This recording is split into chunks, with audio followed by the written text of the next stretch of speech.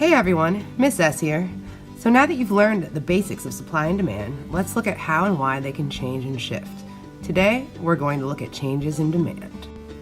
To review, in economics terms, demand is consumers' willingness to buy a given good or service at a given price point. How much of a good consumers will buy at a certain price is referred to as quantity demanded. Consumer demand behaves pretty consistently, so much in fact that economists even made a law about it. The law of demand states that as the price of a good or service increases, consumer demand for that good or service will decrease. Price and quantity demanded are inversely related. As one increases, the other decreases. On a graph, this is expressed as a negative sloping line, like this. A change in the quantity demanded of a good or service is always caused by price. If the price of gas increases, perhaps because OPEC, the Organization of Petroleum Exporting Countries, lowers their member countries' export quotas, more on this in another video, then consumers will buy less gasoline. This is expressed on the demand curve as a shift along the curve, as seen here.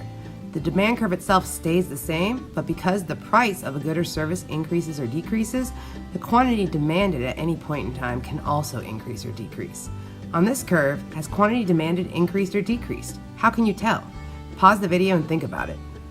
If you said that quantity demanded has increased according to the graph shown, you're right. The price for this good or service has dropped, so consumers are willing to buy more of it. That's how the quantity demanded of a good or service changes. Movement along the demand curve only caused by changes in price, like being able to get something for 50% off. Do you think any other factors besides price affect how much of a good or service consumers will buy?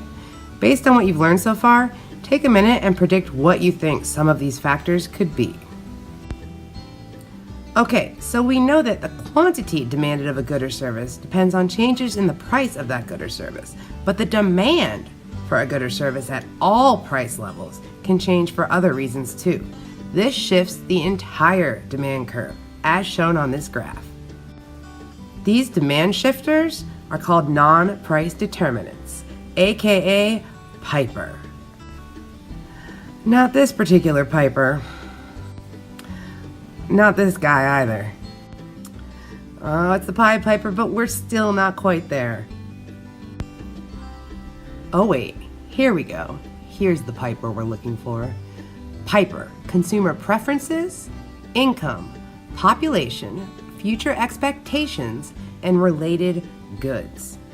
These 5 factors can shift demand for a good or service at all price levels, meaning that consumers will want less or more of the good, no matter what the price. The first demand shifter is consumer preferences. Consumer preferences are exactly what they sound like. What do people want to buy? For example, in the last decade or so, many car manufacturers have stopped or slowed down production of smaller cars because everyone wants to drive SUVs, like this one or this one.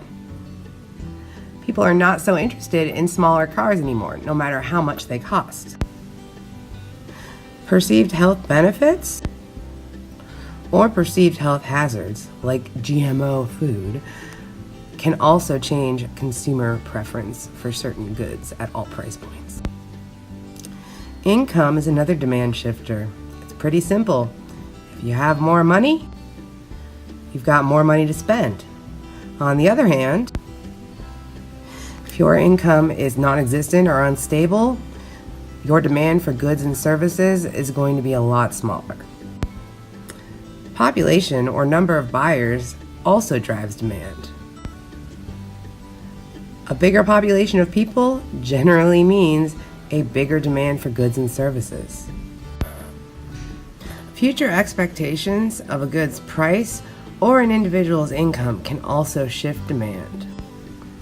If you can save $400 on a brand new washer or dryer by waiting a month, you're probably going to wait a month. But if you know the price of, say, a 3-bed, 2-bath home is about to increase sharply over the next year, you're probably going to try to find a house to buy sooner than later.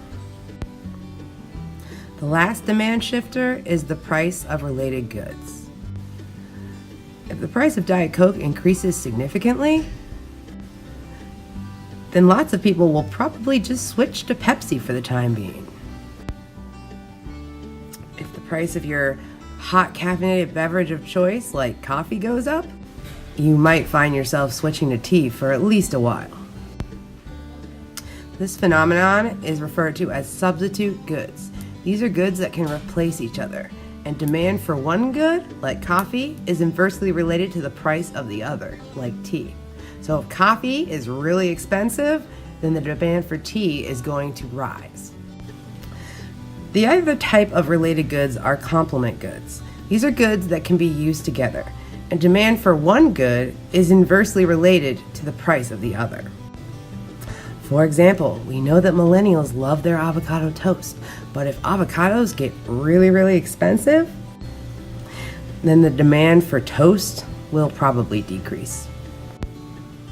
Remember, changes in the quantity demanded of a good or service are only caused by changes in the price of that good or service. If wool gets more expensive, and ergo wool sweaters get more expensive, then the quantity demanded of this lovely sweater vest will probably decrease. Changes in demand itself, at all points on the demand curve, a shift in the actual curve, are caused by non-price determinants. To review, these are consumer preferences, income, population, future expectations, and price of related goods. Follow me on Twitter and Instagram at Miss Sour STEM for more social studies content. Talk to you next time.